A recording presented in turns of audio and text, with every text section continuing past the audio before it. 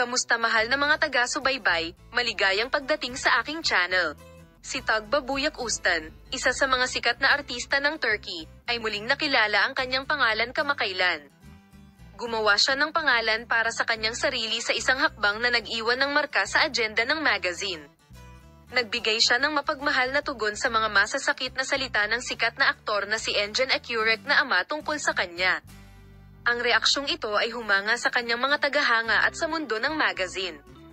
Ang kaganapan, na ginanap sa isang marangyang restoran sa isa sa mga sikat na distrito ng Istanbul, ay nagdala ng mga kilalang pangalan ng Turkey. Habang si Tuba Buyak Ustan ay nagkakaroon ng isang magandang gabi sa restaurant, ang punto kung saan siya nakaharap sa mga tanong ng mga mamamahayag ay ang isa na nagulat at nakaantig kay Tuba Buyak Ustan. Malaki ang epekto sa mundo ng magazine ng mga masasakit na salita ng ama ni Engin Akyurek tungkol sa kanya. Gayunpaman, ang tugon ni Tagba Buyak Ustan sa mga salitang ito ay ikinagulat ng lahat. The famous actor shows a loving attitude towards the incident by making a statement saying, "Kahit hindi mo ako mahal, mahal kita tulad ng tatay ko."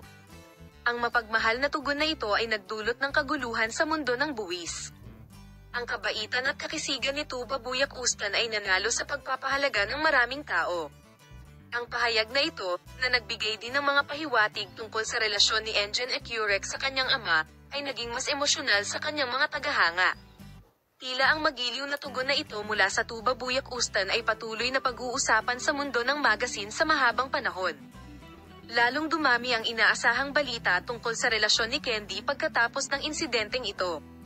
Ngayon ang lahat ay naghihintay kung paano tutugon ang ama ng artichoke shovel sa pahayag na ito at kung ano ang magiging kinabukasan ng kanilang relasyon. Tila nabawasan ang tensyon sa ama ni Engin Akyurek sa mapagmahal na reaksyon ni Tagba Buyak Ustan. Gayunpaman, sabik na hinihintay kung paano uunlad ang relasyon sa hinaharap. Kaya, ang mapagmahal na reaksyon ni Tuba Buyak Ustan sa ama ng artichoke shovel ay nagdulot ng malaking epekto sa mundo ng magazine.